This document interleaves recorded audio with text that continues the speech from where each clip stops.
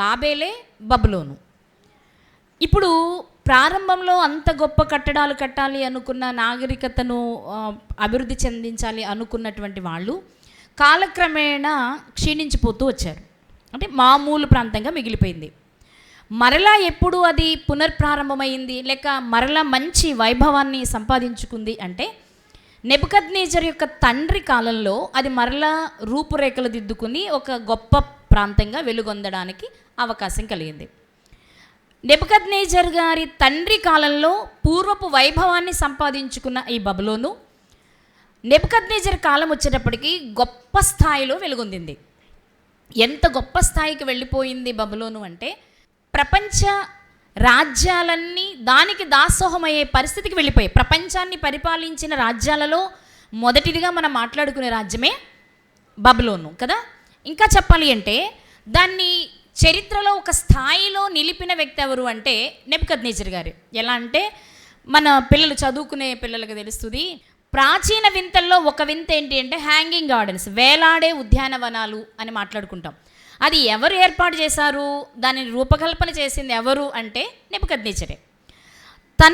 తన కాలంలో తన పీరియడ్లో తన దేశము లేక తాను ఏలుతున్న సామ్రాజ్యము ఏదో ఒక విషయంలో ప్రత్యేకతను సంతరించుకోవాలి, నేను ప్రపంచ గుర్తింపు పొందాలి అనుకున్న నెబుకద్నెజరు ఆ విధానాన్ని, ఆ హ్యాంగింగ్ గార్డెన్స్ని ఏర్పాటు చేసి చరిత్ర పుటలో నిలిచాడు. ఇక అప్పటి నుంచి అంతే కదా, ఏదైనా ఒకటి జరిగితే సహజంగానే సమాజం వాళ్ళని చూస్తూ ఉంటుంది, అనుసరిస్తూ ఉంటుంది. మీరు గమనించండి. ఇప్పుడు ఫర్ ఎగ్జాంపుల్ సైలెంట్ బాగా ఆడే ఆటగాడైనా సరే ఎక్కడో ఒక చోట బ్రేక్ తీసుకోవాలి, లేదంటే అతని వైపు ఎవరి చూపు వెళ్ళదు, సహజం అది కదా. ఇప్పుడు నెబుకద్నెజర్ వైపు ఎప్పుడైతే మళ్ళిందో, నెబుకద్నెజర్ ఎప్పుడైతే రాజయ్యాడో, నెబుకద్నెజర్ దృష్టి ఎలా ఉంది అంటే నేను నా ప్రాంతాన్ని మాత్రమే కాదు పరిపాలించాల్సింది, మిగిలిన రాజ్యాల వారందరినీ తెచ్చుకోవాలి, మిగిలిన రాజ్యాలన్నీ నాకు దాసోహమైపోవాలి, నేను ప్రపంచ విజేతను కావాలి అనే కోరిక వచ్చింది. ఇది సహజం, ఇది ఎవరికైనా సహజం. ఎప్పుడైనా సరే చూడండి, అంచెలంచెలుగా ఎవరైనా ఎదగాలని కోరుకుంటాం కదా. అసలు ఏం చదువురానోడు ఏమనుకుంటాడు, పాస్ అయితే చాలు అనుకుంటాడు. వాడి పాస్ మార్కులు వచ్చిన తర్వాత నుంచి ఏమనుకుంటాడు, నాకు ఫస్ట్ క్లాస్కి రావాలి, లేకపోతే నాకు 90% రావాలి, లేక నాకు 10/10 రావాలి. అలా పెరుగుతూ వెళ్తుంది, సహజం. అలా రాజకీయ నాయకులను చూడండి, ఫస్ట్ ప్రెసిడెంట్ అయితే చాలు, గ్రామ ప్రెసిడెంట్ని అయితే చాలు అనుకుంటాడు. ఆ తర్వాత మండల స్థాయి, జిల్లా స్థాయి, ఏదో ఒక అధికారం పెరగాలి అని అనుకుంటాడు. సో రాజులైన అంతే, వాళ్ళ తల్లిదండ్రుల నుంచి వచ్చిన రాజ్యాన్ని అనుభవించడం మాత్రమే కాదు, ఇరుగు పొరుగు రాజ్యాలను కూడా నా రాజ్యంలో కలుపుకోవాలి, నా రాజ్యాన్ని విస్తరింప చేయాలి అని అనుకుంటాడు.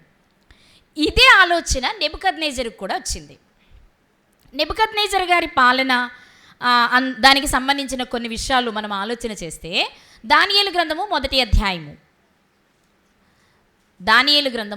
అధ్యాయము మొదటి వచనం నుండి కొన్ని చదువుకుందాం. యూదా రాజగు యెహోయాకీము ఏలుబడిలో 3వ సంవత్సరమున బబులోను రాజుగు నెబుకద్నెజరు యెరూషలేము మీదికి వచ్చి దాన్ని ముట్టడి వేయగా. మొట్టమొదటిసారి, మీకు గతంలో చాలాసార్లు చెప్పాను నేను, నెబుకద్నెజర్ రాజు యూదా రాజ్యం మీదకి 3 సార్లు దండయాత్ర చేశాడు. ఎన్నిసార్లు? 3 సార్లు. 1 యెహోయాకీము గారి కాలం, 2 యెహోయాకీను అంటే కీము కొడుకు కీను అతని కాలం, 3 యెహోయాకీము సహోదరుడైన సిద్కియా గారి కాలం. 3 కాలాలలో 3 రాజుల కాలంలో 3 సార్లు నెబుకద్నెజర్ దండయాత్ర చేశాడు. చేసి ఇక్కడ రాజులను తీసుకుపోయి రెండవ వాడిని రాజును చేసేవాడు. దానితో పాటు బబులోనుకు తీసుకొని వెళ్ళిన సంపదలో యెరూషలేములో పితరులు సంపాదించిన ఆస్తినంతా పట్టుకుపోయాడు. మీకు ఇక్కడ ఒక మాట చెప్తా. నెబుకద్నెజరు రాజు అవ్వగానే ఒక రాజుగా తాను మొదటిగా చేసిన ఆలోచన, ఓకే నేను ఇప్పుడు బబులోనికి రాజు అయ్యాను, ఇప్పుడు నేనేం చేయాలి, ఇది మాత్రమే మంచిగా పరిపాలిస్తే సరిపోదు, నా ఖ్యాతి అన్ని రాజ్యాలకు విస్తరించాలి, అందరూ నాకు దాసోహం అవ్వాలి అంటే ఏం చేయాలి, నేను వాళ్ళ మీద యుద్ధం చేయాలి, లేక దండయాత్ర చేయాలి, వాళ్ళని ఓడించాలి, వాళ్ళ ఆస్తులన్నీ నేను సంపాదించుకోవాలి. ఈ ఆలోచన ఎప్పుడైతే అతనికి వచ్చిందో వెంటనే అంటే నా అభిప్రాయం చెప్తాను ఇక్కడ. అతను తన చుట్టూ ఉన్న రాజ్యాలను గురించి ఆలోచించుంటాడు. ఇప్పుడు ఏ ఏ రాజ్యాలు ఉన్నాయి, ఏ రాజ్యం మీదకి నేను దండయాత్ర చేస్తే నా పేరు ఎక్కువ వినబడుతుంది. సహజం కదా, ఏదైనా సరే ఛాలెంజింగ్గా తీసుకోవాలి. ఏ విషయాన్నైనా క్రిటికల్గా ఉన్న దానిలో మనం గెలుపొందితేనే మన పేరు గొప్పగా ఉంటుంది. కామన్గా ఉండే దాంట్లో అది కామన్గానే తీసుకుంటాం. ఇప్పుడు నా అభిప్రాయం ఏంటంటే, చుట్టూ ఉన్న రాజ్యాలు ఒకెత్తైతే యూదాకి లేక యెరూషలేముకి ఒక ప్రత్యేకమైన గుర్తింపు ఉంది. ఏంటి ఆ ప్రత్యేకమైన గుర్తింపు? యూదాకున్న ప్రత్యేకత ఏంటి అంటే, యూదులంతా దేవుని పిల్లలు, దేవుడు నా పిల్లలు అని చెప్పుకున్న జనాంగం అది. ఇశ్రాయేలీలు కూడా అయినప్పటికీ మెస్సియా ఎందులో నుంచి రావాలి? యూదాలో నుంచి రావాలి. యూదాని గురించి దేవుడు చెప్పిన మాట ఏంటి? యూదా నాకు ఇష్టమైన వనం, ఇశ్రాయేలు నా జ్యేష్ఠ కుమారుడు అని కోరుకున్నారు. అంతేకాదు, యూదాలో ఉన్నటువంటి రాజుల చరిత్రను చూస్తే, వారి పరిపాలనా విధానాన్ని చూస్తే గొప్ప గొప్ప రాజులు పరిపాలన చేశారు. జ్ఞానవంతులు అనబడిన వారు పరిపాలన చేశారు. ఆ రాజుల పరిపాలన చూసి ఎంతోమంది ఎన్నో విషయాలు నేర్చుకున్నారు. ఉదాహరణకి, ప్రజలు కానుకలు ఇవ్వాలి అంటే యూదాను చూసి నేర్చుకోవాలి. ఎందుకని? వాళ్ళు తెచ్చే కానుకలు లెక్క పెట్టలేకపోయారట. అలాగే ఒక మంచి దేవాలయాన్ని చూసినప్పుడు, ఒక మంచి కట్టడాన్ని చూసినప్పుడు, ఎవరైనా దేవాలయాలు కట్టుకోవడం సహజమే, కానీ బంగారంతో కట్టిన దేవాలయాలంటూ ఎవరైనా ఉంది అంటే అది యూదాలోనే కనబడుతుంది. మరి జ్ఞానులు అంటే, ప్రపంచంలోనే జ్ఞానులు అంటే యేసుక్రీస్తు వారి కంటే ముందు మనకు కనిపించే పేరు సొలొమోన్ గారు. కాబట్టి అన్ని యాంగిల్స్లో ఆలోచించిన తర్వాత నెబుకద్నెజర్ కనిపించింది ఏమై ఉంటుందంటే, నేను చేస్తే ఫస్ట్ యుద్ధం ఎవరితో చేయాలి? యూదాతో చేయాలి. ఎందుకని? జ్ఞానులు అక్కడే ఉన్నారు, సంపద అక్కడే ఉంది. అక్కడ అలాంటి వాళ్ళతో నేను పోటీ పడితే, సమవుజ్జి ఉండాలి కదా పోటీ అంటే, దానితో నేను పోటీ పడితే, నేను చిన్నోడైనా సరే, అప్పటికి నేను చిన్నోడైనా సరే, అంత పెద్ద రాజ్యంతో నేను పోటీ పడితే ఎవడ్రా వాడు ఆ రాజ్యంతో తల ఢీ కొట్టాడట అనుకుంటారు. గెలుస్తావా లేదా తర్వాత సంగతి. అర్థమైందా? గెలవాలని పోటీకి వెళ్ళాం, కానీ అమ్మో అతను ఢీ కొట్టడమా అనే ఒక ఆలోచన ప్రజల్లో కలుగుద్ది. కాబట్టి నేను ఎవరితో యుద్ధం చేస్తే బాగుంటుంది? ఫస్ట్ కాకపోయినా సరే, నేను అతి త్వరలోనైనా సరే సైన్యాన్ని సమకూర్చుకొని నేను యూదా మీదకి యుద్ధానికి వెళ్ళాలి అనుకున్నాడు. అనుకున్నట్లుగానే యూదా మీదకి యుద్ధానికి వచ్చాడు. యెహోయాకీము కాలంలో, సిద్కియా గారి కాలంలో, మధ్యలో యెహోయాకీను గారి కాలంలో కూడా. ఆయన యుద్ధానికి వచ్చిన తర్వాత ఏం చేశాడంటే, అక్కడ ఉన్నటువంటి సంపదంతా దోచుకుని వెళ్ళిపోయాడు. ముఖ్యంగా చివరి పీరియడ్లో వచ్చినప్పుడు జరిగింది ఏంటి అంటే, బంగారు దేవాలయం మొత్తాన్ని ధ్వంసం చేసేసి, అదంతా బంగారం కదా, పూత పూసేసి ఉంటుంది కదా, అది మనకు రావాలంటే ఎలా మరి? కాల్చేశాడు. కాలిస్తే ఏమవుతుంది? బంగారం కరిగిపోద్ది కదా, కరిగిపోయినట్టు పట్టుకెళ్ళిపోయి ఏం చేశాడంటే, తన దేవతాలయంలో, మందిరంలో దానికి ఒక ధనాగారం ఉండేది, ఆ ధనాగారంలో భద్రంగా దాచాడు. మంచోడే. ఇంటికి తీసుకెళ్ళి ప్లేట్లు చేయించుకొని, లేకపోతే స్పూన్లు చేయించుకొని, లేదా భార్యలకి నగలు చేయించుకొని, బాత్రూంలో అతికించుకొని, పాపం ఇవేం చేయలే. తీసుకెళ్ళాడు జాగ్రత్తగా. ఇది మనం సంపాదించింది, మనం జయించి తెచ్చుకున్న ఆస్తి అని గుర్తుగా తీసుకుని వెళ్ళి, తన దేశంలోని తన దేవతా మందిరాలయంలో ఉన్నటువంటి బొక్కసములు అంటే ధనాగారంలో దాచిపెట్టాడు. దాచిపెట్టిన కొద్ది రోజుల తర్వాత ఈయనకు ఒక ఆలోచన వచ్చింది. ఎవరికి? నెబుకద్నెజర్ గారికి ఆలోచన వచ్చింది. అమ్మయ్య, ఎలాగోలా యూదాని జయించేశాను, అక్కడున్న ఆస్తులంతా తెచ్చేసుకున్నాను, కానీ యూదాలో రాజులు ఉన్నారు కదా, మంచి మంచి జ్ఞానులు ఉన్నారు కదా, వాళ్ళల్లో కొందరు నేను తెచ్చేసుకున్నాను కదా, వీళ్ళని ఊరికి వదిలిపెట్టేస్తే ఏం బాగుంటుంది? పనొచ్చినోడుని ఊరికి వదిలిపెట్టేస్తాం మనమైనా? చెప్పండి. పనొచ్చినోడు మన దగ్గరికి వస్తే ఏం చేస్తాం? మన దగ్గర ఆ పని చేసేవాడు ఉన్నా సరే మనం ఏమంటాం? అతనికి హెల్ప్గా వెళ్ళు, నువ్వు కూడా అతనితో కలిసి ఆ పని చెయ్యి అంటాం. ఎందుకని? ఆ పనిలో వాళ్ళు నేర్పరులు కాబట్టి. అది ఎవరైనా సహజమే. ఆ పని వచ్చినవాడు మన దగ్గరికి వచ్చి, ఎవరైనా, ఇప్పుడు మనమే ఉన్నామండి, ఎవరైనా మన దగ్గరికి వచ్చి, ఏమండి నేను వడ్రంగి పని చాలా బాగా చేస్తానన్నారు అనుకోండి, మన దగ్గర ఆల్రెడీ వడ్రంగి వాళ్ళు ఉన్నారనుకోండి, మనం ఏమంటే, అవునండి బాగా చేస్తావా నువ్వు, అది పలానా ఆయన మాకు ఆ పని చేస్తాడు, ఒకసారి నువ్వు ఆయన్ని కలువు, మీ ఇద్దరు కలిసి పని చేసుకోండి అంటాం కదా. నెబుకద్నెజర్ గారికి కూడా ఒక ఆలోచన వచ్చింది. ఏమనంటే, ఎంతో పేరు పొందిన రాజ్యాన్ని జయించాలనుకున్నాను, జయించాను, ఓకే, అక్కడి నుంచి కొందరు తెచ్చుకున్నాను నేను. ఇప్పుడు తెచ్చుకున్న నేను ఎంతమందిని తెచ్చుకున్నారు ఆయన అంటే, ఒక మాట చదివిస్తాం మీతో. ఇర్మియా గ్రంథం 52వ అధ్యాయము. ఇర్మియా గ్రంథము 52వ అధ్యాయము, అంటే ఆఖరి అధ్యాయము, 52వ అధ్యాయము 28, 29, 30 వచనాలు. ఇర్మియా గ్రంథము 52వ అధ్యాయము 28వ వచనం. నెబుకద్నెజరు తన ఏలుబడి యందు 7వ సంవత్సరమున 3023 యూదులను చెరగొనిపోయెను. ఎంతమంది యూదులు? 3023 తీసుకెళ్ళాడు. మళ్ళీ 29. నెబుకద్నెజరు ఏలుబడి యందు 18వ సంవత్సరమున, అంటే మళ్ళీ 11 సంవత్సరాల తరువాత అతడు యెరూషలేము నుండి 832 చెరగొనిపోయెను. నెక్స్ట్ 3వది. నెబుకద్నెజరు ఏలుబడి యందు 23వ సంవత్సరమున రాజదేహ సంరక్షకుల అధిపతియగు నెబూజరదాన్ యూదులలో 745 మనుషులను చెరగొనిపోయెను. వెరసి మొత్తం ఎంత? 4600 మందిని చెర తీసుకుని వెళ్ళిపోయాడు. 3 దఫాలుగా కొంతమందిని తీసుకుని పోగా వెరసి మొత్తం ఎంతమంది అంటే 4600 మంది యూదయా నుండి, లేక యెరూషలేము నుండి, యూదుల రాజధాని యెరూషలేము కాబట్టి ఇక్కడ నుండి బబులోను దేశానికి చెరగొని పోబడ్డారు. వారిలో ఒక్కరు దానియేలు గారు. అర్థమైందండి? వీళ్ళంతా అక్కడికి వెళ్ళిపోయారు. ఇప్పుడు రాజుకు ఒక ఆలోచన వచ్చింది. ఏమని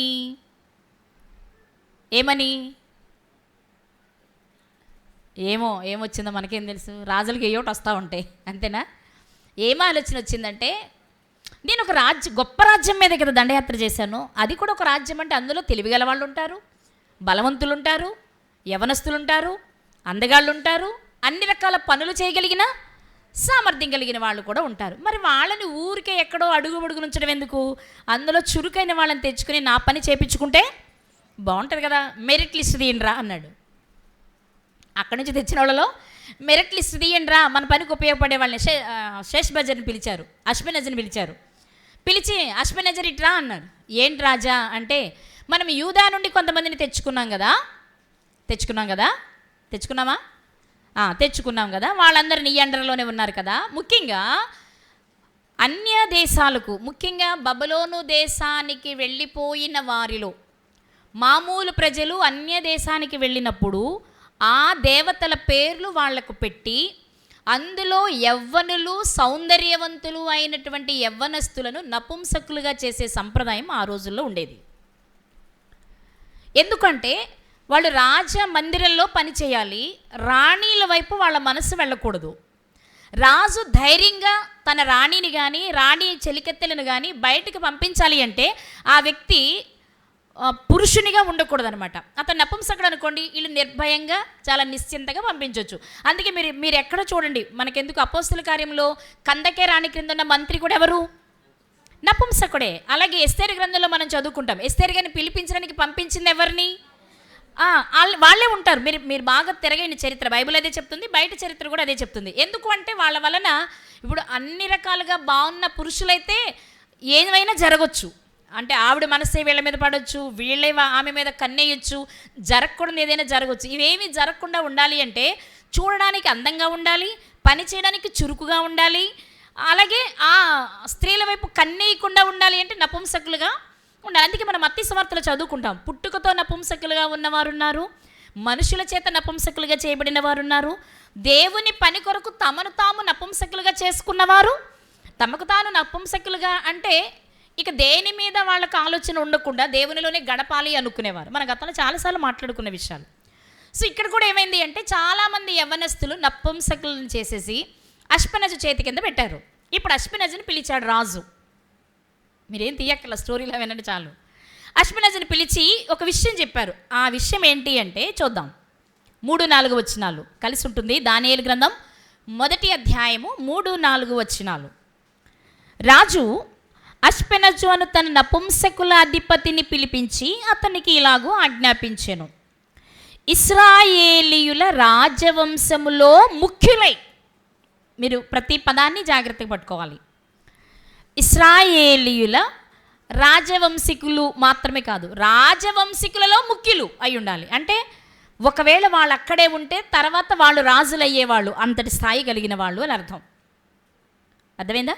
ముఖ్యులై లోపము లేని సౌందర్యమును సకల విద్యా ప్రవీణతయు జ్ఞానమును కలిగి తత్వజ్ఞానము తెలిసిన వారై రాజనగరునందు నిలువదగిన కొందరు బాలురను రప్పించి కల్దీల విద్యను భాషను వారికి నేర్పు. ఎందుకు? నా రాజనగరునందు నిలువబడి పని చేయాలి అంటే వాళ్ళకి ఈ లక్షణాలు ఉండాలి. ఏమేమి ఉండాలి? ఒకటి, రాజవంశమై ఉండాలి, అందులో ముఖ్యులై ఉండాలి. 2, అందగాళ్ళై ఉండాలి, ఏ అవయవము లోపం లేకుండా ఉండాలి. 3, సకల విద్యా ప్రవీణతయు జ్ఞానమును కలిగి తత్వజ్ఞానము తెలిసిన వారై ఉండాలి. ఇక్కడ నా డౌట్ ఏంటంటే, నా వైపు చూడండి మీరు, నా డౌట్ ఏంటంటే రాజనగరునందు నిలువదగిన కొందరు బాలురు అంటే చిన్న వయసు అంటే మరీ పసిపిల్లలు అనుకోవద్దులే, ఒక 15 నుంచి 20 సంవత్సరాల మధ్యలో ఉంటారు అనుకుందాం. ఎంత? 15 నుంచి లేక 10 నుంచి 20 అనుకుందాం. అంటే మనం ఇంత అని చెప్పడానికి ఏం లేదు కదా మరి. కానీ బాలురు అన్నారు అంటే పెద్దోళ్ళు అయితే కాదు. నేనేమంటానంటే, మరి ఆ వయసు ఉన్నవారు సకల శాస్త్రాలలో ప్రవీణత వచ్చేస్తుందా? ఆ వయసుకే సకల శాస్త్రాలలో అంటే టచ్ ఉంటామంటే ఓకే, కానీ అన్ని శాస్త్రాలలో ప్రావీణ్యత సంపాదించిన వారే ఉండడానికి అవకాశం ఉందా? ఒకవేళ ఉంటే వారిని మనం బాలురు అనొచ్చా? మరి బాలురని ఉంది కాబట్టి దీన్ని ఎలా తీసుకోవాలి మనం? అంటే మనం గతంలో చాలాసార్లు మాట్లాడుకున్నా, సకల విద్య తెలిసిన వాళ్ళు, తెలివిగలిగిన వాళ్ళు, అందగాళ్ళు, రాజవంశీకులు చాలాసార్లు మాట్లాడుకున్నాం. హిజ్కియా గారి నుంచి వచ్చారు ఇదని మనకు తెలుసు. అయితే ఇక్కడ నేను ఏమంటున్నానంటే, కొందరు బాలురను రప్పించమన్నాడు రాజు, అంటే చిన్నవాళ్ళు అని అనుకుందాం. ఇప్పుడు మనం ఆల్రెడీ ముందు చదువుకున్నాం. ఏం చదువుకున్నాం? యెహోయాకీను కాలంలో వెళ్ళాడు నెబుకద్నెజరు, యెహోయాకీము కాలంలో వెళ్ళాడు నెబుకద్నెజరు, సిద్కియా గారి కాలంలో వెళ్ళాడు నెబుకద్నెజరు. 3 సార్లు వెళ్ళాడు, 3 దఫాలుగా తెచ్చుకున్నాడు అనుకుందాం. ఈ మూడిటికి మధ్య చాలా వ్యవధి ఉంది. అంటే మనం ఆలోచన చేస్తే నెబుకద్నెజరు పాలన 7వ సంవత్సరంలో వచ్చిన వాళ్ళు మనం చదువుకున్నాం కదా, 3000 చిల్లర ఉన్నారు కదా, 3023 2023 చదువుకున్నాం కదా. వాళ్ళు మొదటిసారి ఒకవేళ వచ్చారంటే వాళ్ళు ఇంకా చిన్నవాళ్ళు అయి ఉండాలిగా, అంతేనా? వాళ్ళు ఇంకా చిన్నవాళ్ళు అయి ఉండాలి కదా. ఆ మొదటిసారి తెచ్చిన తర్వాత మళ్ళీ 11 సంవత్సరాల తర్వాత రెండోసారి యుద్ధానికి వెళ్ళాడు. అంటే ఈ 11 సంవత్సరాలు ఈ దేశానికి వచ్చిన వాళ్ళు చిన్నవాళ్ళుగానే వచ్చి ఉండాలి. నేనేమంటున్నానంటే, రాజవంశీకులకు చిన్ననాటి నుండే అన్ని విద్యలు నేర్పడానికి అవకాశం ఉంది, కానీ అక్కడుండి నేర్చుకోవడానికి వీళ్ళకి అవకాశం లేదు కదా. చెర తీసుకుని వచ్చేసారు కదా. అక్కడే ఉండడం అయితే, తల్లిదండ్రుల దగ్గరే ఉండడం అయితే, రాజ కుటుంబంలోనే ఉండడం అయితే అన్నీ నేర్చుకున్నారు అనుకుందాం. మోషే గారు అన్ని విద్యలు నేర్చుకోవడానికి పట్టిన కాలం 40 ఏళ్ళు పట్టింది కదా. ఇప్పుడు వీళ్ళని మనం అలా తీసుకుందాం, అంటే అలాగే అవ్వాలనేం లేదు, కానీ కొంచెం మనం ఆలోచించడానికి. ఇప్పుడు 40 ఏళ్ళలో సకల విద్యలు నేర్చుకోగలుగుతారు. మరి దానియేలు గారు బాలురు అంటే పోని బాగా వేసుకుని 20 ఏళ్ళకి సకల విద్యలు వస్తాయా? అడుగులు పెట్టుండొచ్చు, దానిలో ఓనమాలు నేర్చుకొని ఉండొచ్చు, కానీ పరిపూర్ణులు అని చెప్పడానికి లేదు. ఎందుకు లేదు? అక్కడ లేరు. ఉంటే నేర్చుకునే వాళ్ళేమో, ఉంటే నేర్చుకునే వాళ్ళే, కానీ అక్కడ ఉన్నారా? ముందే వచ్చేసారు. ఇంకా చెప్పనా, వచ్చిన 3 దఫాలలో మొదట వచ్చిందే దానియేలు గారు. దానియేలు, హనన్య, మిషాయేలు, అజర్యా గారు. అంటే మనకు కనిపించే బ్యాచ్ 2023 3023 చదువుకున్నామా? 3023లో 4 ఉన్నారు. వీళ్ళు మొదటిసారి ఇక్కడికి వచ్చేసిన తర్వాత మళ్ళీ 11 సంవత్సరాల తర్వాత రెండోసారి వాళ్ళని తెచ్చుకున్న తర్వాత ఇలా మనం చూసుకుంటే వాళ్ళు చిన్నప్పుడే ఇక్కడికి వచ్చారు. ఇక్కడికి వచ్చాకే చాలా కాలం ఉన్న తరువాత ఇప్పుడు రాజు పిలుస్తున్నాడు తన నగరం నందు పని చేయడానికి. అంటే చిన్నప్పుడే వచ్చేసారు కాబట్టి పూర్తి స్థాయిలో నేర్చుకోవడానికి అవకాశం ఉందా? చెప్పండి, ఉందా? లేదని ఎలా చెప్దాం? సకల విద్య ప్రవీణతయు జ్ఞానము కలిగిన వారినే సెలెక్ట్ చేయమన్నట్టు రాయబడింది ఇక్కడే మనం ఏం చేయాలి? చించాలి లేదా చిలకాలి, అవునా? ఇక్కడ మీకు ఒక మాట చెప్తాను. మీకేం మాట చెప్తాను అంటే, ఇదే అధ్యాయం 17వ వచనం దగ్గరికి వెళ్దాం. ఇదే అధ్యాయం 17వ వచనం. ఈ నలుగురు బాలుర సంగతి ఏమనగా దేవుడు వారికి జ్ఞానమును సకల శాస్త్ర ప్రవీణతయు వివేచనయు అనుగ్రహించరు. ఎప్పుడు? ముందు కాదు, వీళ్ళ దగ్గరకు వచ్చిన తరువాత. ఎవరి దగ్గరికి వచ్చిన తర్వాత? అష్పెనెజు గారికి రాజు ఆజ్ఞాపించి కల్దీల విద్యను భాషను నేర్పమన్నాడే. నేర్చుకున్న తర్వాత సంగతులు ఇవి. మీరు కొంచెం ఆలోచించి మ్యాచ్ చేసుకోండి. ఒకటి, బాలురు కాబట్టి వాళ్ళ దేశంలో వాళ్ళకి సంబంధించినంత వరకు కొంత నేర్చుకొని ఉండొచ్చు, అస్సలు రాదు అనడానికి ఏం లేదు. కానీ సకల విద్యల్లోనూ ప్రవీణత సంపాదించారంటే ఛాన్స్ లేదు. ఎందుకని? చిన్నప్పుడు ఇక్కడికి వచ్చేసారు. కుటుంబం రాజు కుటుంబం అయినప్పటికీ సకల విద్యలు నేర్చుకునేంత టైం వాళ్ళక్కడ ఎక్కడున్నారు? మీరంతా లేరు. ఒకటి. రెండవది, ఇక్కడ రాయబడిన మాట, ఇక్కడికి వచ్చిన తర్వాత రాజభోజనం తినాలి, విద్యలన్నీ నేర్చుకోవాలి. ఈ నేర్చుకోవడానికి 3 సంవత్సరాల టైం ఇచ్చాడు. ఎవరు? రాజు. ఎన్ని సంవత్సరాలు చదువుతారు? అసలు 5వ వచనం. మరియు రాజు తాను భుజించు ఆహారంలో నుండి తాను పానము చేయు ద్రాక్షారసములో నుండి అనుదిన భాగము వారికి నియమించి 3 సంవత్సరములు వారిని పోషించిన పిమ్మట వారిని తన ఎదుట నిలువబెట్టినట్లు ఆజ్ఞ ఇచ్చెను. 3 సంవత్సరాలలో ఆహారము రాజు తినేదే తినాలి, విద్య, భాష, తత్వజ్ఞానం, శాస్త్రాలు అన్నీ నేర్పించాలి. మీకు మాట చెప్తాను, మనం చదువుకున్న విషయంలోనే పిలిపించేటప్పుడే తత్వజ్ఞానము తెలిసిన వారై అన్నారు. 14-15 సంవత్సరాలకే తత్వజ్ఞానంలో పండితులు అవ్వగలరా?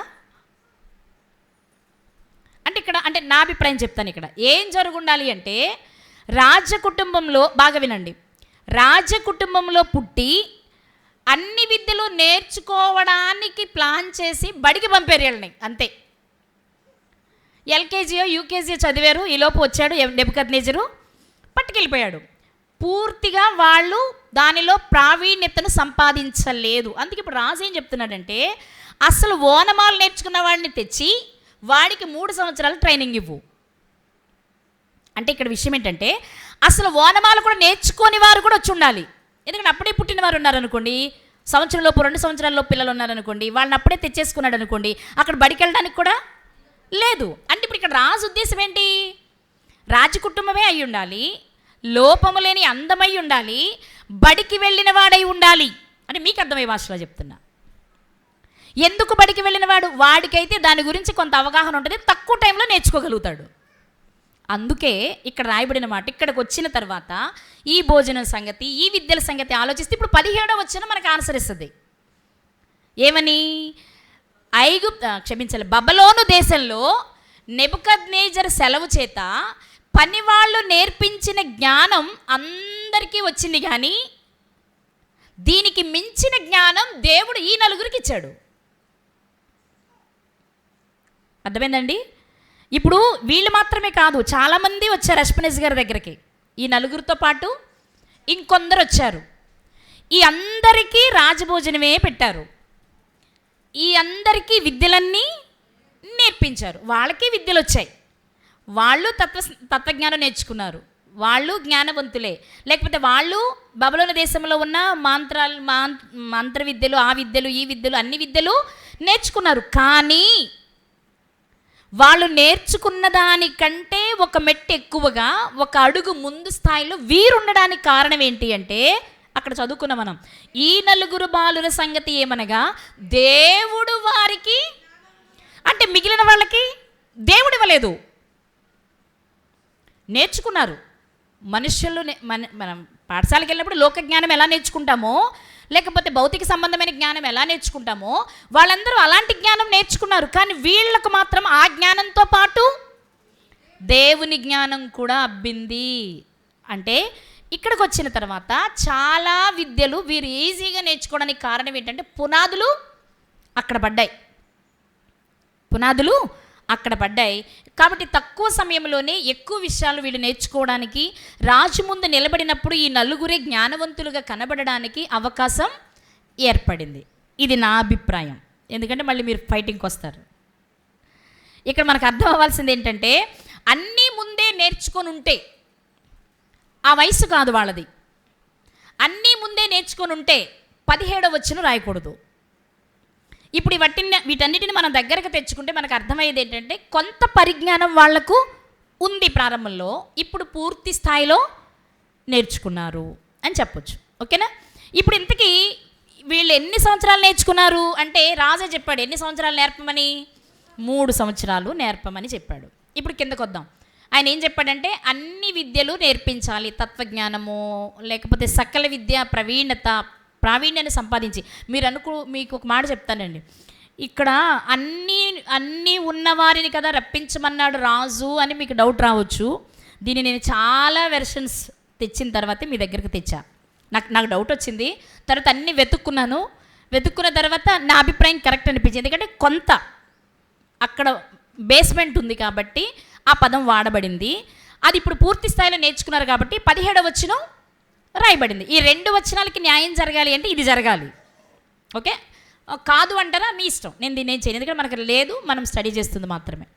ఓకే, 1 విద్యలన్నీ నేర్పించాలి, 2 భోజన విషయంలో రాజభోజనం మాత్రమే పెట్టించాలి. ఈ రాజభోజనం పెట్టించే విషయంలో ఒక విషయాన్ని మనం ఆలోచన చేసుకోవాలి. ఇప్పుడు ఏమని 8వ వచనం చదువుదాం. మీకు ఇవాళ నేర్పాలనుకుంటున్న పాయింట్ కూడా ఇదే, మీకు తెలియదే కాదు కానీ మళ్ళీ ఒకసారి గుర్తు చేయాలనుకుంటున్నా. 1వ అధ్యాయం దానియేలు గ్రంథము 8వ వచనం. రాజు భుజించు భోజనమును పానము చేయు ద్రాక్షారసమును పుచ్చుకొని తన్ను అపవిత్రపరచుకొనకూడదని దానియేలు ఉద్దేశించి తాను అపవిత్రుడు కాకుండానట్లు వాటిని పుచ్చుకొనకుండా సెలవిమ్మని నపుంసకుల అధిపతిని వేడుకొనగా. రాజు చేసిన ఆజ్ఞ విన్నారు వీళ్ళంతా. రాజు ఏం చెప్పాడు అంటే నేను తినే భోజనం పెట్టించాలి వాళ్ళకి. నా నగరంలో నిలబడాలి కదా, అంటే నా ముందు నిలబడినవాడు అందంగా ఉండాలి, ఆరోగ్యంగా కూడా ఉండాలి, కాబట్టి నా భోజనం పెట్టించమని. రాజభోజనం ఎలా ఉంటుందో మనకు తెలుసు. సొలొమోను గారి డైనింగ్ టేబుల్ చాలాసార్లు మాట్లాడుకున్నాం మనం, అవునా? అన్ని రకాలుగా. ఇప్పుడు రాజభోజనం దగ్గరికి ఎందుకు వెళ్ళారు? ఈ రోజుల్లో మన ఇళ్లల్లోనే ఒక కూరతో సరిపెట్టుకోవట్లే మనం. ఒక ఇగురు ఉండాలి, ఒక ఫ్రై ఉండాలి, ఒక పులుసు ఉండాలి, ఒక చారు ఉండాలి, ఒక పచ్చడి ఉండాలి, పెరుగు ఉండాలి, అప్పడం ఉండాలి. ఎందుకో ఒక్క కూరతో, నా చిన్నప్పుడైతే ఒక్క కూర అవసరమైతే 3 పూటలు జనరల్గా. ఇప్పుడు పూటకు ఒక కూర, అది కూడా సరిపోవట్లే. వీలైతే పూటకి 2 కూరలు లేకపోతే 3 కూరలు. అంటే మనం ఒక్కరమే కాదు, బయటంతా సొసైటీ అంతా అలాగే ఉంది. ఒక్క కూర అంటే ఇంకా అంటాం మనమే, ఏదైనా ఒక్క కూర చెప్పగానే ఒక్కటేనా ఇంకా లేదా అని మాట్లాడుకుంటున్నాం మనం కదా. కాబట్టి రాజభోజనం అంటే మరి అది రాజు భుజించే భోజనం పెట్టడం అంటే చాలా చాలా శ్రేష్టమైన ఆహారాన్ని పెట్టాలి కదా. వాస్తవానికి ఇక్కడ దానియేలు గారు లేకపోతే హనన్యా మిషాయిల్ అజర్యా గారు ఈ మాట వినగానే ఏం చేశారంటే వాళ్ళు తీసుకున్న నిర్ణయం ఏంటి అంటే మేమిది తినకూడదు అంతే. వాళ్ళు తీసుకున్న నిర్ణయం ఏంటి? నా వైపు చూడాలి, నేను మీతో మాట్లాడాలనుకున్న విషయమే ఇది. ఈరోజు నా వైపు చూడండి. మేమిది తినకూడదు. ఎందుకు? రాజభోజనం శుభ్రంగా ఉండదా? రాజభోజనంలో ముక్కలు ఉండవా? బాతులు ఉంటాయి, కోళ్ళు ఉంటాయి, మేకలు ఉంటాయి, గొర్రెలు ఉంటాయి, ఇంకేమైనా వెరైటీలు, జింకలు, లేళ్ళు, దుప్పులు తినే ఏమైనా ఉంటే రాజుగారి కోసం అంటే ఎక్కడైనా వెతికి తెస్తారు కదా, ఉంటాయి. కానీ ఎందుకు మీరు ఆలోచించవలసిన విషయం ఏంటంటే ఇక్కడ వాస్తవంగా దానియేలు గారు వాళ్ళు కూర్చొని ఆలోచించుకోవాలి. ఏమని? మరి రాజుగారు ఆజ్ఞాపించాడు, రాజాజ్ఞను మీరడానికి లేదు కదా, మనకైతే తినాలని లేదు, కానీ మరి రాజు ఊరుకోడు. కాబట్టి ఏం చేద్దాం? ఆయన తినమన్నాడు కాబట్టి తింటున్నాం, మనకైతే తినాలనేం లేదు. మనమైతే ఆ ప్లేస్లో ఇదే ఆలోచిస్తాం. ఏమని? మాకు అసలు ఇష్టమే లేదండి, కానీ మరి రాజుగారు ఊరుకోరు కదా, అందుకని రాజుగారు చెప్పారని తిన్నాం అంతే, మాకుగా అయితే అసలు తినాలనే అని చక్కగా తప్పించేసుకుంటాం మనం. మిగిలిన వాళ్ళందరూ అదే చేశారు. ఈ 4 తప్ప మిగిలిన వాళ్ళంతా చేసింది ఆ పని. ఏ పని? అమ్మో రాజుగారు చెప్పారండి, అది రాజాజ్ఞ, మనం అసలే పొరుగు దేశం నుంచి బానిసలుగా వచ్చాము, ఇక్కడ వాళ్ళకి ఎదురు చెప్పడానికి వీలు. మనం కూడా ఇలాంటి పనులు చాలా చేస్తాం. మన ఇంటి దగ్గర ఉన్నప్పుడు బాగానే ఉంటాం, అక్కడికి వెళ్ళినప్పుడు మనకు బంధువుల ఇళ్ళకో స్నేహితుల ఇళ్ళకి వెళ్ళినప్పుడు మనకు కొంచెం బలం వస్తుంది. ఎందుకని? ఇది మన ఇల్లు కాదు, మనల్ని ఎవరైనా అడిగినా మా ఫ్రెండ్స్ కోసం చేశాను, బంధువుల కోసం చేశానని చెప్పొచ్చు. కదా. మనల్ని అడిగితే ఏమంటాం? అయ్యో మా ఇంటి దగ్గర ఉంటే అసలు వీటిని మేము ముట్టుకోవండి, వీటిని మేము తాకవండి, నిజం మా ఇంటి దగ్గర మేము చాలా బాగుంటాం. మరి ఇక్కడ ఎందుకమ్మా? వాళ్ళు బాధపడతారని, వాళ్ళు పిలిచారు కదా, తినకపోతే బాగోదేమో అని, వాళ్ళు చెప్పింది వినకపోతే బాగోదేమో అని చెప్తాం. ఇవన్నీ సాకులు అని చెప్పడానికి ఈ వచనం చెప్తున్నాను నేను మీతో.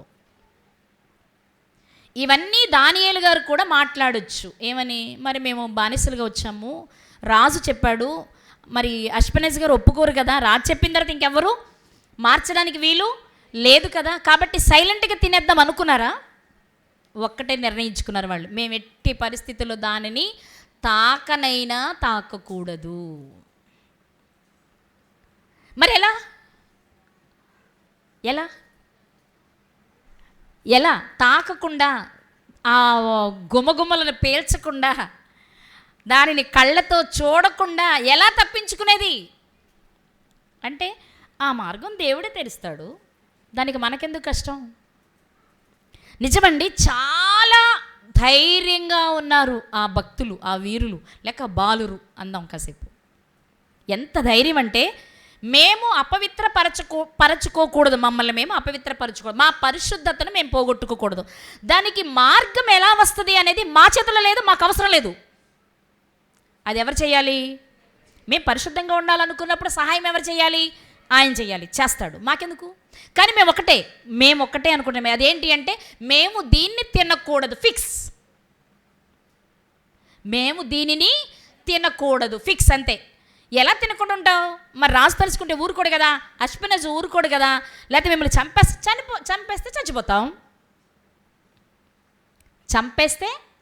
చచ్చిపోతాం తప్ప మేము వాటిని ఎందుకు? అవి ముడితే విగ్రహాలకు అర్పించిందే రాజు భుజించేవాడు. ఆనాటి సంప్రదాయం, ఏ రాజ్యంలోనైనా అన్ని దేవతలకు అర్పించిన తర్వాతే వాళ్ళు భుజించేవాళ్ళు. కాబట్టి విగ్రహాలకు అర్పించింది మేము తిన్నామంటే మేము కూడా విగ్రహారాధన చేసినట్లే. కాబట్టి మేము వీటిని ముట్టకూడదు, అంతే. దీని నుండి ఎలా తప్పిస్తాడు దేవుడు అనేది ఆయన ఇష్టం. ఈరోజు ఇక్కడ కూర్చున్న మనతో దేవుడు మాట్లాడుతున్నది కూడా ఇదే. ఈ నిర్ణయమే మనం తీసుకోలేకపోవడం వల్ల మనం తప్పు చేస్తున్నాం. మనకెలా సాధ్యమండి? నలుగురితో ఉంటున్నాం కదా, మనం ఇలా మాట్లాడితే నలుగురు ఏమని అనుకుంటారేమో, లేకపోతే మనం ఇలా చేస్తే నలుగురు రేపు మన దగ్గరికి రారేమో అనేది నీ నిర్ణయం, నీ ఆలోచన. కానీ దేవుని ఆలోచన అది కాదే. నువ్వు చేయకూడదు అనుకుంటే చేయకుండా నేను తప్పించడం ఎలాగో ఆయన చేస్తాడు. మనం చాలాసార్లు మాట్లాడుకున్నాం నపుంసకుని గురించి క్రొత్త అపోస్తుల కార్యంలో. అతను చదువుకుంటూ వెళ్తున్నాడు, ఏమీ అర్థం కాలేదు. అర్థం కానప్పుడు ఏం చేస్తాం? మనమైతే మోస్తాం. మరి ఆయన ఏం చేశాడు? చదువుతూనే ఉన్నాడు. అప్పుడు దేవుడు తీసుకున్న నిర్ణయం ఏంటి? వీడికి తెలియచేయించాలి. అంటే మనం ఒక నిర్ణయాన్ని, మంచి చేయాలి అనే ఒక నిర్ణయాన్ని మాత్రం మనం తీసుకుంటే చాలు. ఆ తీసుకున్న నిర్ణయాన్ని రీచ్ అవ్వడం ఎలాగూ అనేది దేవుడే మనకు ద్వారాన్ని తెరుస్తాడు. కానీ నిర్ణయమే మనం తీసుకోలేకపోతున్నాం కాబట్టి తప్పుల మీద తప్పులు చేస్తున్నాం. ఇది వాస్తవం. నేను ఉదాహరణ మీకు చెప్తాను. ఈరోజు సండే, ఏమైనా సరే నేను క్లాస్కి వెళ్ళాలి, ప్రారంభ ప్రార్థనకు ముందే వెళ్ళాలి అనే నిర్ణయం నువ్వు తీసుకుంటే ఆ టైంని నీకు సెట్ చేసి నేను పంపిస్తాడు. కానీ నిర్ణయం నువ్వు తీసుకోవట్లేదు కాబట్టి అయితే మొదటి ప్రార్థనకు వస్తావు, లేకపోతే మొదటి ప్రసంగానికి వస్తావు, లేకపోతే వచ్చే వారమే మళ్ళీ వస్తావు. ఎందుకు జరుగుతుంది ఇది? చెప్పాలి మీరు. ఎందుకు జరుగుతుంది ఇది?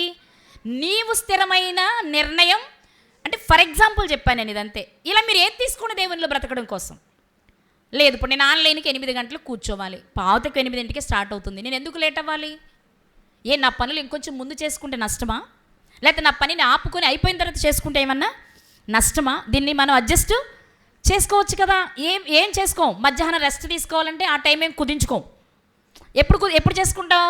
క్లాస్ జరుగుతుంటే పని చేసుకుంటాం. ఎందుకు చేసుకుంటున్నాం అంటే, ఉదాహరణ మీకు ఇవన్నీ అంటే నేను బయట నుంచి తేలకి మీకు ఉన్నాయి చెప్తున్నా.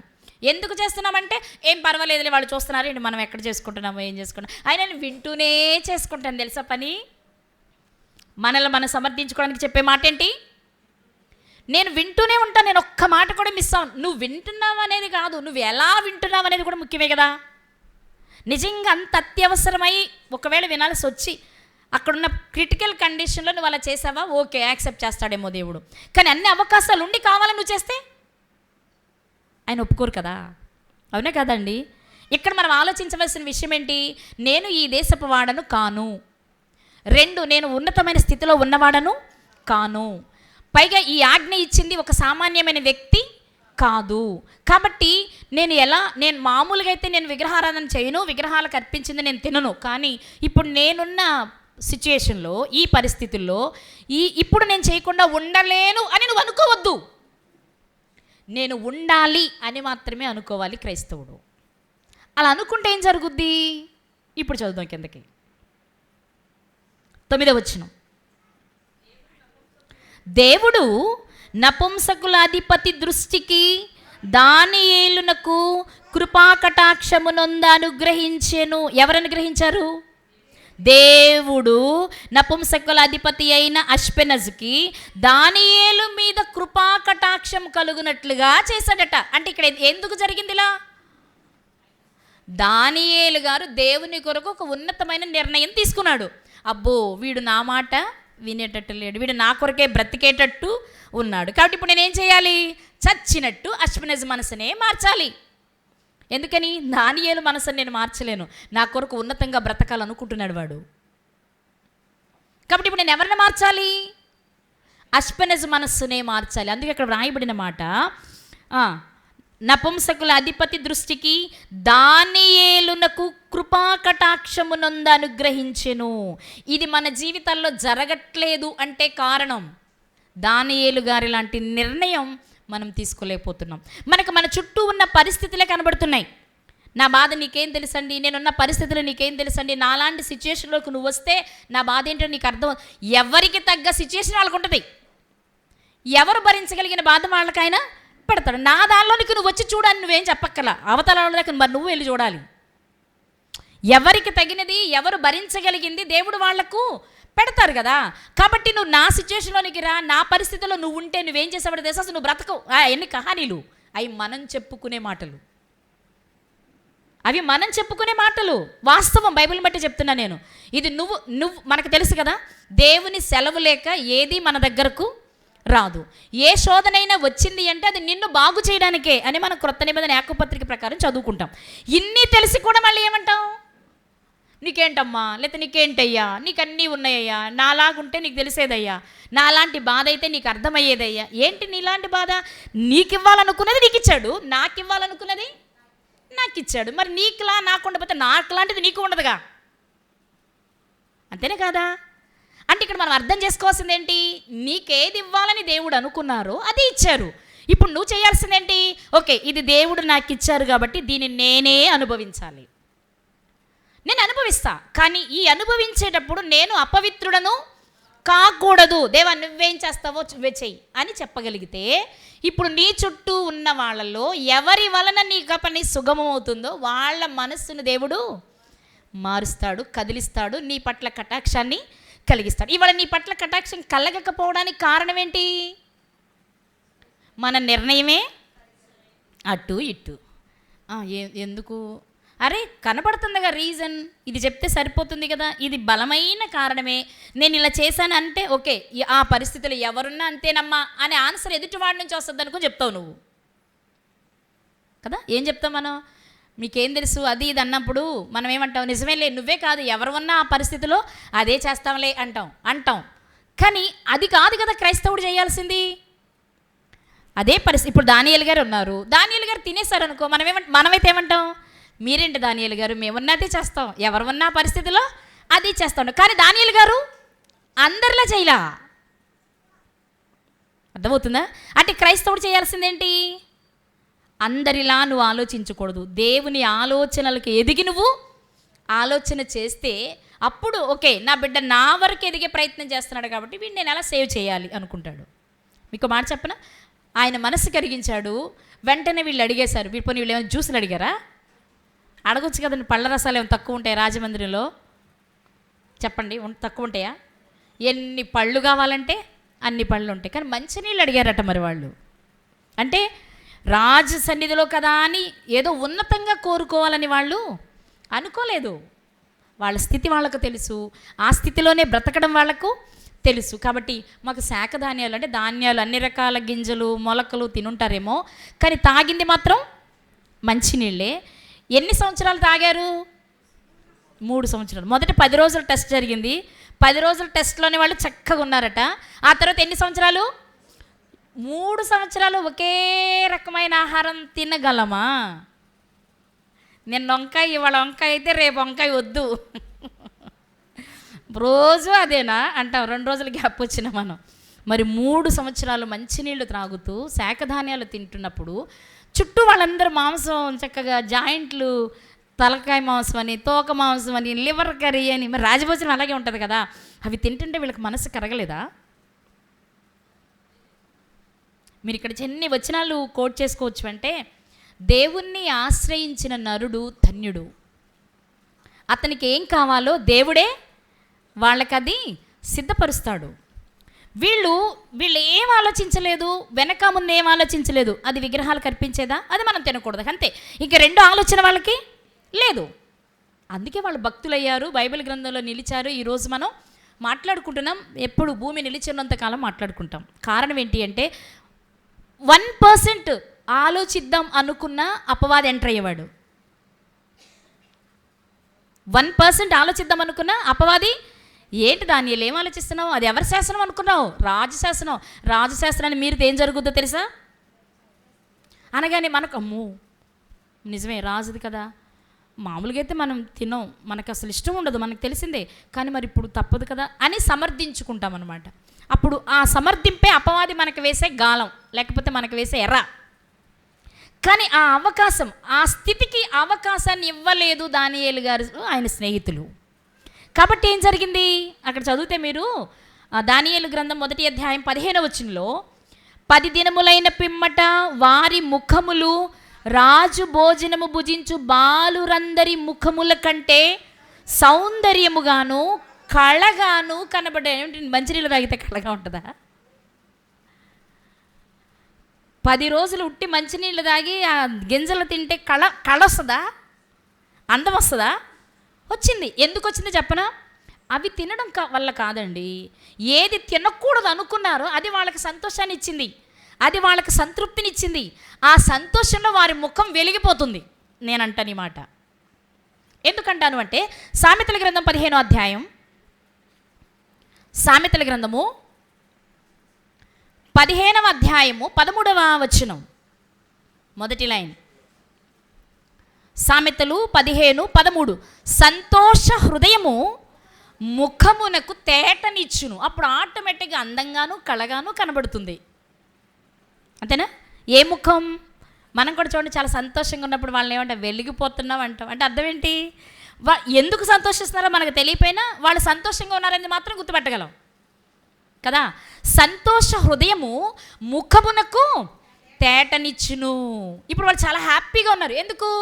అమ్మయ్య, మేము అపవిత్రులం కాలేదు, మేము ఆజ్ఞను గైకొన్నాము అనే విషయం వాళ్ళకి సంతోషాన్ని ఇచ్చింది. ఆ సంతోషమే వాళ్ళ ముఖాలలో తేటనిచ్చింది, కళనిచ్చింది, సౌందర్యాన్ని ఇచ్చింది. అంటే వెరసి ఒక మాటలో చెప్పాలి అంటే, ఒక మనిషి అందానికి కారణం అతని మానసిక స్థితి. నిజమే కదా? ఏదైనా దొంగతనం చేసామనుకోండి, అబద్ధం ఆడామనుకోండి, లేకపోతే ఏదైనా పొరపాటు చేసామనుకోండి, మనసంతా భయం, గందరగోళం. మనల్ని చూస్తేనే అర్థమవుతుంది ఏం జరిగింది, ఏంటి అలా ఉన్నావు, ఏంటి అలా ఉన్నావు అంటాం. అదే ఏమీ లేవు, ప్రశాంతంగా ఉన్నాం, మనం చేతనైనంతవరకు ఎదుటి వారికి సహాయం చేసాం, అప్పుడు మన మనసు ఎలా ఉంటుంది? హ్యాపీగా ఉంటుంది కదా. అప్పుడు ఆటోమేటిక్గా మన ముఖంలో కళ కనిపిస్తుంది. అర్థమైందా? మేము ఒక నిర్ణయాన్ని తీసుకున్నాం, మేము తీసుకున్న నిర్ణయానికి మేము కట్టుబడి బ్రతుకుతున్నాం, మా బ్రతుకుకు తగినట్లుగా దేవుడు సహాయం చేశారు, మేము ఆజ్ఞ మీరలేదు అనే విషయం వాళ్లకు పూర్తి స్థాయిలో సంతోషాన్ని ఇచ్చింది. ఆ సంతోషమే వాళ్ళ సౌందర్యానికి, వాళ్ళ కళకు కారణమైంది. దీన్ని బట్టి బైబిల్ గ్రంథంలో కళగలిగిన వారందరి గురించి మనం ఆలోచిస్తే, వాళ్ళు మానసికంగా ఉన్న ఆనందాన్ని బట్టే వాళ్ళందరూ అందంగా కనబడి ఉంటారు. అర్థమైందా? మాట్లాడేంటారా? మనకి అందమో లేదు, మనసులో ఆనందమో లేదు, అంతేనా? తెచ్చుకుందామండి. ఏదైనా ఒక్క విషయంలో దేవుడు నచ్చినట్లుగా మనం బ్రతుకుతున్నప్పుడు, నేను బూతులాడకూడదని నిర్ణయించుకున్నానండి, ఆ నిర్ణయానికి కట్టుబడి నేను బూతులాడట్లేదు, నేను అబద్ధం ఆడకూడదు అనుకున్నానండి. అబద్ధం ఆడట్లేదు. ఎదుటివాడు అర్థం చేసుకుంటాడా లేదా మనకు అనవసరం. నా హృదయ స్థితిని బట్టి నా దేవుడు నా హృదయాన్ని చూస్తున్నాడు, ఆయన దృష్టికి నేను అబద్ధం ఆడట్లేదు అనే సంతృప్తి ఆ మనిషిని చాలా ఆనందింపజేస్తుంది. ఆ ఆనందం అతను నిండు వృద్ధాప్యానికి వచ్చిన వాడైనా, నల్ల కర్రి ముద్దైనా సరే ముఖంలో మాత్రం ఆ కళ కనబడుతుంది. అదే వీళ్ళ జీవితాల్లో జరిగింది కూడా.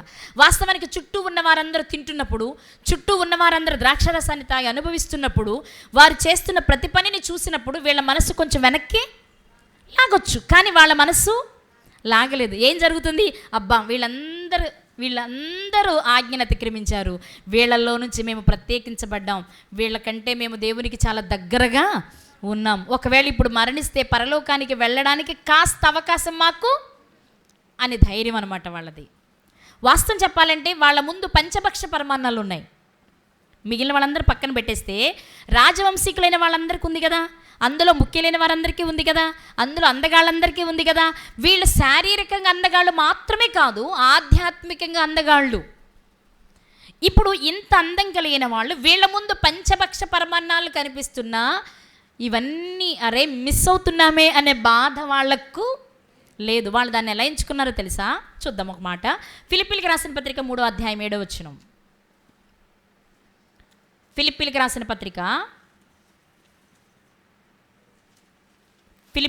పత్రిక 3వ అధ్యాయము 7వ వచనం.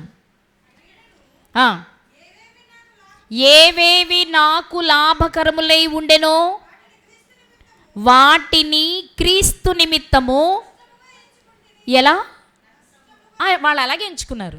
వాస్తవానికి అవన్నీ లాభాలే కదా. బాగా తినొచ్చు, బాగా దృఢంగా ఉండొచ్చు, అది లాభమా కాదా? మిగిలిన వాళ్లకు దక్కనిది వాళ్ళకు దక్కుతుందంటే. కానీ ఇప్పుడు దాన్ని వాళ్ళు ఎలా ఎంచుకున్నారట? వాస్తవానికి ఈ మాట చెప్పింది పౌలు గారు, కానీ ఈ మాట మన వాళ్ళకి అప్లై చేసుకోవచ్చు. ఎందుకని? ఇవి మిగిలిన వాళ్ళందరూ అనుకుంటారు, ఆహా ఏమి మా భాగ్యమో, రాజభోజనం తినే అవకాశం మాకు లభించింది అనుకున్నారు. వాళ్ళు దాన్ని లాభంగా భావించారు.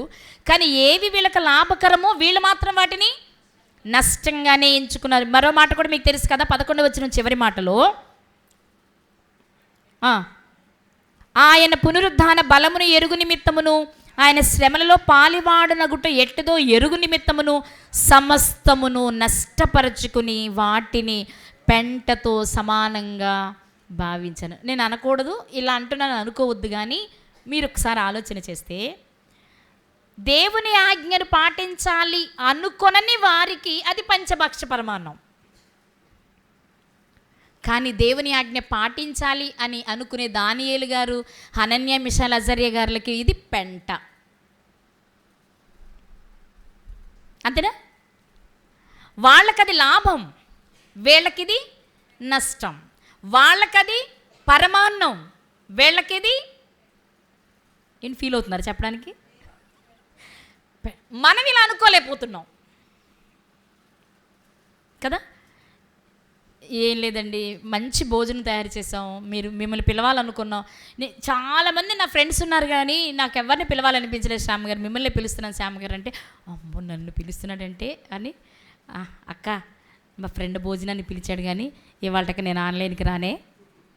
ఎగ్జాంపుల్, ఇవాళకి నేను ఆన్లైన్కి ఎందుకునైనా మా ఫ్రెండ్ ఎప్పటి నుంచో పిలుద్దాం అనుకున్నాడంట అక్క, ఈరోజే భోజనానికి ఒక్కరోజే, రేపు వచ్చేస్తా, అవసరమైతే రేపు ఆన్లైన్కి ముందే ఉంటాను, ఈ రోజుకి మాత్రం అక్కడ ఉంటాను. ఎందుకు? మంచి భోజనం అంటే ఉదాహరణకి భోజనం గురించి మాట్లాడుకుంటున్నాం కాబట్టి. కానీ ఇలాంటి అవకాశమే దానియేలు గారి దగ్గరకు వచ్చింది. ఎన్ని సంవత్సరాలు తినడానికి? 1 రోజు కాదు, 2 రోజులు కాదు. నేను అంటాను 3 రోజుల వ్యవధిలోనే విశ్వాసాన్ని పరీక్షించాడు అబ్రహాము గారికి దేవుడు. 3 రోజులు తన కుమారుడు తన వెంట నడుస్తూ ఉంటే ఎక్కడైనా వెనక్కి తిరుగుతాడేమో అని కదా. కానీ దానియేలు గారికి 3 సంవత్సరాలైన కదలని విశ్వాసం అండి. ఏ భక్తుడికి ఆ భక్తుడే, ఎవరిని మనం తక్కువ చేయటం లేదు. వాళ్ళ జీవితాల్లోనికి వెళ్ళి చూస్తున్నప్పుడు అనిపిస్తుంది, అదే మనమైతే అమ్మో 3 సంవత్సరాలు రాజభోజనం వదులుకోవడమా, భలే వాళ్ళే మీరు. అసలు ఏమంటున్నారు? అసలు ఆయన పిలవడమే గ్రేట్. రాజు మనల్ని భోజనానికి పిలవడమే, ఏదో ఒక కారణంతో అక్కడికి వెళ్ళే అవకాశం మనకు లభించింది అంటే అది చిన్న విషయమా? నాకు కాబట్టి అంతెందుకండి, హామాను గారిని ఎస్తేర్ గారు భోజనానికి పిలిస్తే ఎలా ఫీల్ అయ్యాడు? నన్ను కాబట్టి రాజుతో పాటు నన్ను పిలిచి, నన్ను తప్ప ఇంకెవరిని పిలవలేదు. ఎంత హ్యాపీ ఫీల్ అయిపోయాడైనా కదా. నశించిపోయే వారికేమో అలా ఉంటుంది, అది గొప్పగా. జీవించాలి అనుకునే వారికేమో పెంటల నష్టం. అసలు దాని మీద వాళ్ళకు దృష్టి లేదు. అది నేను మాట్లాడాలనుకుంటున్న విషయం. వాటి మీద వాళ్ళకు మనస్సు లేదు. దేని మీద ఉంది?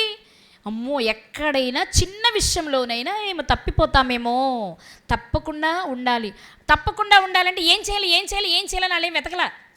చెయ్యొద్దు అంతే, మేము చెయ్యం, ఏం జరుగుద్దో చూద్దాం, మేము చెయ్యం. అనన్య మిషన్లో జరిగాలి చేసింది కూడా అదే. మేము మొక్కం, వేస్తారా వేసుకోండి. అక్కడ కూడా వాళ్ళు కూడా ఏం చేయొచ్చు, అమ్మో ఇంత పెద్ద అగ్నిగుండంలోనా, అది రాజు అడిగినప్పుడు కూడా మేము చేయకపోతేనా కాలిపోయి చచ్చిపోతాం కదండి, ఉంటే బాగుంటుంది కదా ఏదో ఒకటి. ఆ తర్వాత మళ్ళీ దేవుడిని పశ్చాత్తాపడచ్చు అనుకుంటున్నారేమో. వాళ్ళు ఒకటే చెప్పారు, ఏమని? మేము నువ్వు 7 అంతలు కాదు 77 అంతలు చేసుకో అగ్నిగుండాన్ని, మేము మాత్రం నువ్వు పెట్టిన ప్రతిమకు నమస్కారం చెయ్యం అంతే. అంటే ఇక్కడ మీరు చూడాల్సింది ఏంటంటే ఒకే మాట మీద ఉన్నారు. ఇక వాళ్ళు అటు ఇటు ఆలోచించే ప్రయత్నం. నేనేమంటానంటే, అంటే ఎందుకు ఇన్నిసార్లు మిమ్మల్ని ఆ విషయాన్ని నొక్కి స్ట్రెస్ చేసి చెప్తున్నానంటే, నేను వాళ్ళు తీసుకునే నిర్ణయమే స్ట్రాంగ్గా తీసుకున్నారు అంతే, కదలలేదు. ఆలోచిద్దాంలే చూద్దాంలే అనే అవకాశము కూడా వాళ్ళ విశ్వాస విషయంలో చేయలేదు. కాబట్టే పిల్లర్లా ఉండిపోయారు వాళ్ళు. మరి మనమో మందిసుక కదా, ఏం చేస్తా, సర్లే ఈ ఒక్కసారిగా ఏదో ఒకటి చెప్దాంలే, నాకు చెప్తారు, ఆయనకి చెప్తారు, లేకపోతే మీ తోటోళ్ళకి చెప్తారు, అసలు ఆయనకి చెప్పాలిగా కారణాలు. మాదేముంది అంటాం, లేకపోతే కొంచెం నాలాంటిది అయితే కొంచెం కోప్పడి, ఏంటయ్యా నువ్వు చేసేదేంటి, నువ్వు ఎంతకాలం నుంచి దేవుని తెలుసుకున్నావు, ఎంతకాలం నుంచి పని చేస్తున్నావు, ఇది కూడా చేయలేవా, మీకు ఇది కూడా రాదా, మీకు ఎంతకాలం నేర్పాలని ఏదో కొంచెం గట్టిగా మాట్లాడతాం. అది కూడా ఎంతకాలం, ఏదో మేము కోప్పడితే మీరు వినే అంతకాలం. ఆ తర్వాత ఏం చేస్తాం, వదిలేస్తాం. కానీ వదలలేని ఒక ఆయన ఉన్నాడు, కథ ఆయన ఇప్పుడు పట్టుకోవట్లేదు. కాబట్టి మీకు ఎలా అనిపిస్తుంది, బాగుంది, వాళ్ళే బెటర్ బాబాయ్, మనం జోలికి రాదు, మనం ఏం చేసినా పట్టించుకోరు అనిపిస్తుంది. కానీ పట్టించుకున్నప్పుడు వదిలించుకోవడం కష్టం. ఈరోజు దానియేలు గారి జీవితం నుండి దేవుడు మనకు నేర్పిస్తున్నది ఏంటి అంటే, దేవుని కొరకు ఒక నిర్ణయం ఏమీ ఆలోచించకుండా గుడ్డిగా తీసుకోవడం నీకు వస్తే దేవుడు మన జీవితాల్లో చేసే అద్భుతాన్ని మనమే చూడగలం. ఇవాళ ఎందుకు చూడలేకపోతున్నాం, ఎందుకు అష్బెనజ్ మనసును మారుస్తాడో లేదో చూద్దాం, అడిగి చూద్దాం అన్నాడా, వేడుకున్నాడట. నేను ఆజ్ఞ మేరకుండా ఉండాలి అంటే ఇప్పుడు నువ్వు మాత్రమే చేయగలవు, చేసి పెట్టయ్యా నాకు. అష్బెనజ్ని అడిగాడు. దేవుడు అష్బెనజ్ మనస్సును కరిగించి వీళ్ళు పాపము చేయకుండా ఉండడానికి మనము అబీమెలెకు గారి విషయంలో కూడా చూస్తాం. అబీమెలెకు గారి విషయంలో కూడా, అబ్రహాము గారి విషయంలో అబీమెలెకు చెప్పే మాట, నేను యథార్థ హృదయంతో ఈ పని చేశాను అన్నారు కదా.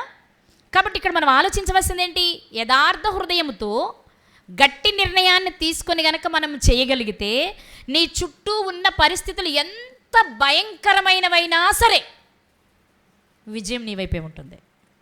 కానీ నీ చుట్టూ ఉన్న చిన్న చిన్న పరిస్థితులు కూడా నువ్వు ఆసరాగా తీసుకొని, నా వల్ల కాదు, నేను చేయలేను, ఈ పరిస్థితిలో నేను ఎక్కడ చేయగలను, నా వల్ల ఎక్కడవుతుంది, ఇప్పుడు నేను ఏ పరిస్థితిలో ఉన్నాను అనే ఒక్క కారణాన్ని నువ్వు చూపించినా పడిపోవడానికి అవకాశం ఎక్కువ ఉంటుంది. కాబట్టి నిర్ణయం ఎలా తీసుకోవాలనుకుంటున్నారు మీరు?